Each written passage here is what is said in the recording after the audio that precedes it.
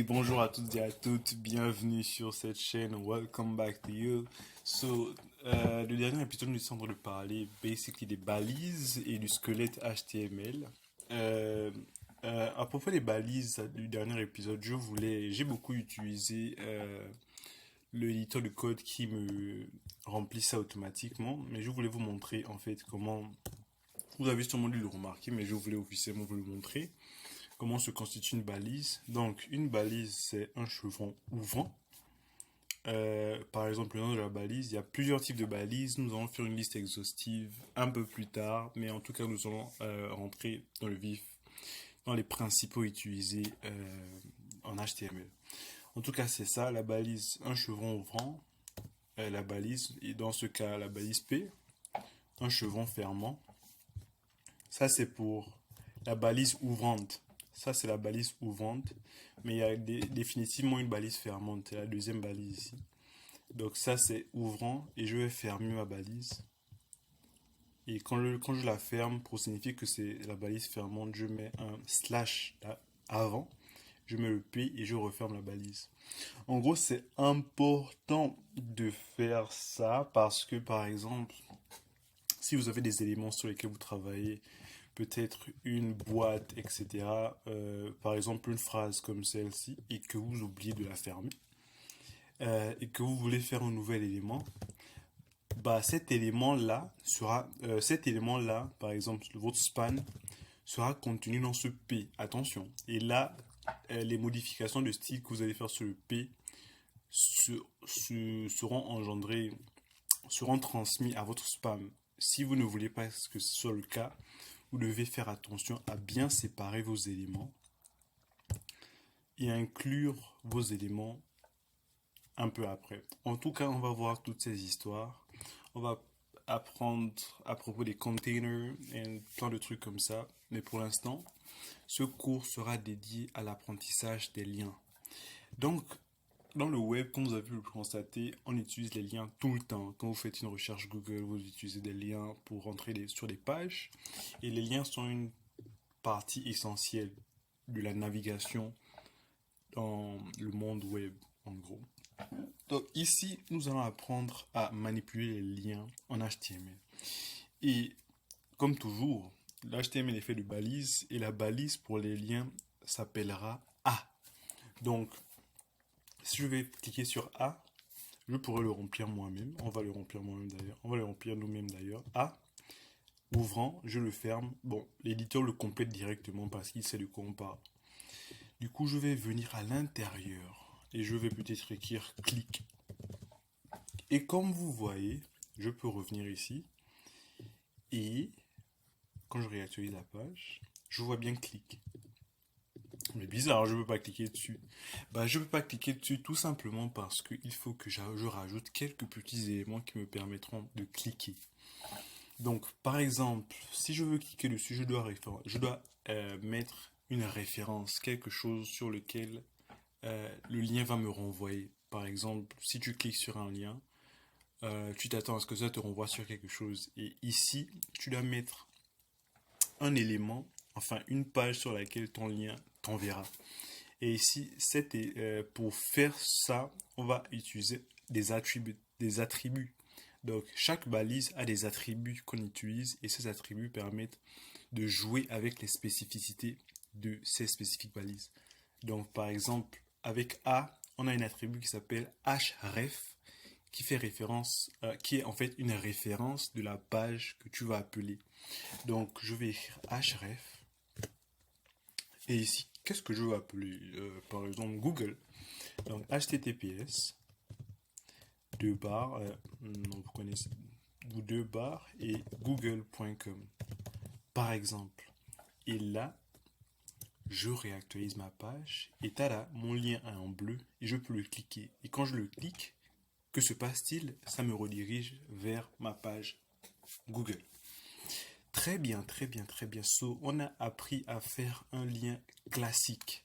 Ça, c'est, on va dire, un lien très classique. Vous allez utiliser la plupart du temps.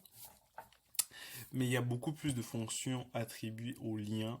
Et par exemple, là, je vous ai montré comment vous rendre sur une page de référence que vous voulez aller dans votre site web ou hors de votre site. Mais il y a d'autres attributs que la balise A utilise. Par exemple, des fois c'est un peu gênant et contraignant de voir toute sa page effacée parce qu'on a cliqué sur un lien. Donc on aimerait bien que le lien crée une nouvelle page et nous redirige vers notre page de référence dans cette nouvelle table. Donc, qu'est-ce qu'on peut faire pour résoudre ce problème? Eh bien, en HTML, on a un attribut qui s'appelle target.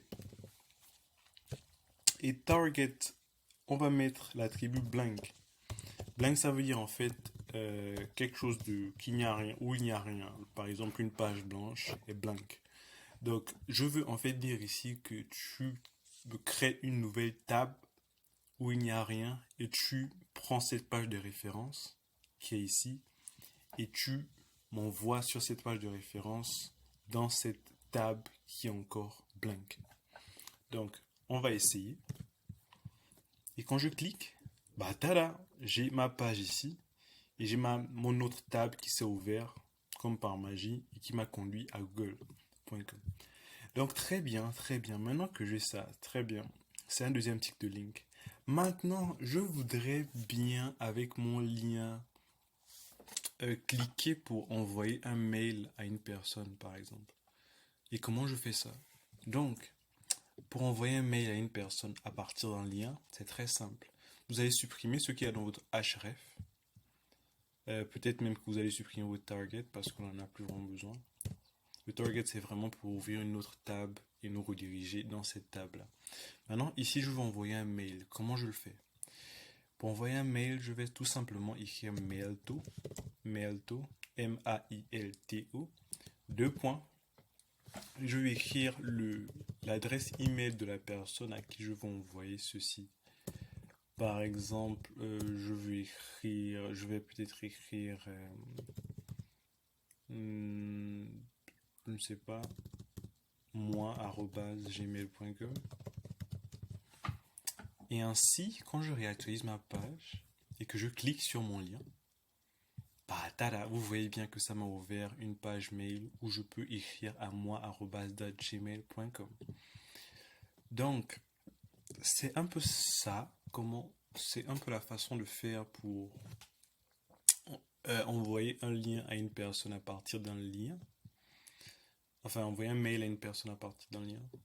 Maintenant, je voudrais bien appeler une personne. Ce serait très intéressant de pouvoir appeler une personne à partir d'un lien. Et j'aimerais l'inclure dans mon site web. Comment je fais? Bah, c'est possible en HTML de le faire.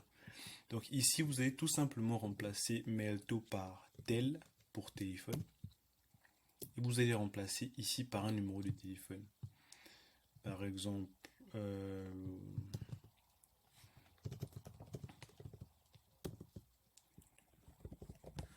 tout simplement.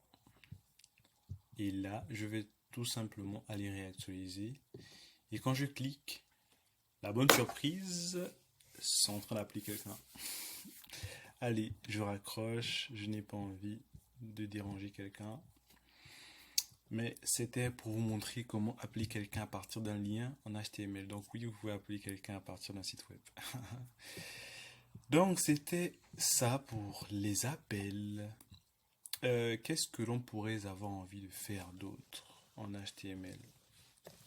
En HTML, on pourrait peut-être avoir envie de... Par exemple, vous avez une page web et vous voulez naviguer entre les sections sans avoir à recharger la page, continuellement recharger, et vous voulez faire ça sans la recharger.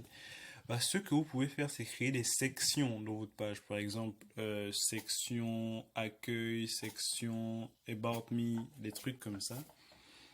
Et les attributs et les rendre accessibles par, on va dire ça comment, par un lien, mais sans pour autant réactualiser la page. Par exemple, je vous montre. Je vais créer une section ici. Section, c'est aussi une balise. On en reparlera un peu plus tard. Et je vais dire je suis section 1.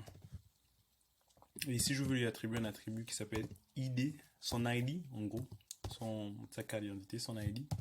Et ici, je vais lui donner l'ID section 1. enfin section 1. Et je vais lui donner un certain style. Et son style, je vais lui donner un H, une hauteur de 100 VH. En gros, tout l'écran. Je vais faire la même chose pour la section 2. Mais sauf que je vais changer section 1 par 2. Et on est nickel. Donc ici, quand je réactualise, je vois bien que j'ai une section 1 qui prend toute cette place. Et une section 2 qui prend toute cette place. Vous savez quoi, je vais même mettre des petits backgrounds. Comme ça, on pourra très bien voir la différence entre les deux. Background color. Ici, je vais mettre red. Et l'autre, je vais mettre green. Vous pouvez mettre ce que vous voulez. Background color. Et l'autre, je vais mettre green. Donc, quand je réactualise, on voit bien qu'il y a deux différentes sections. Donc, je veux bien qu'en cliquant mon lien, je puisse voir non pas la section 1 que je vois déjà, mais la section 2 ici. Donc, comment je fais ça?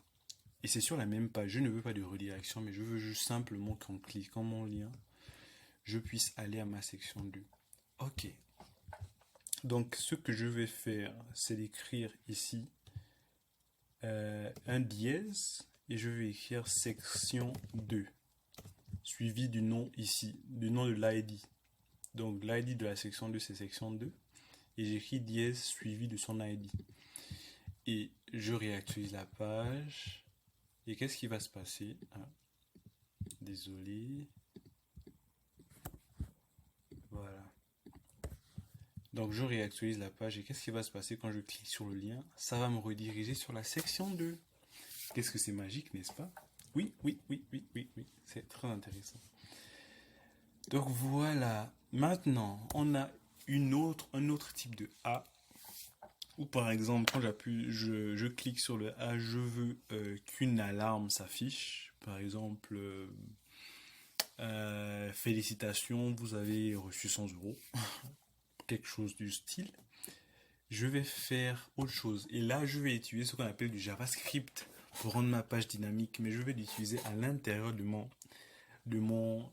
ma balise A, parce que c'est un élément spécial de A. Je peux utiliser du JavaScript directement à l'intérieur. Donc comment je fais ça? Je vais tout simplement écrire JavaScript.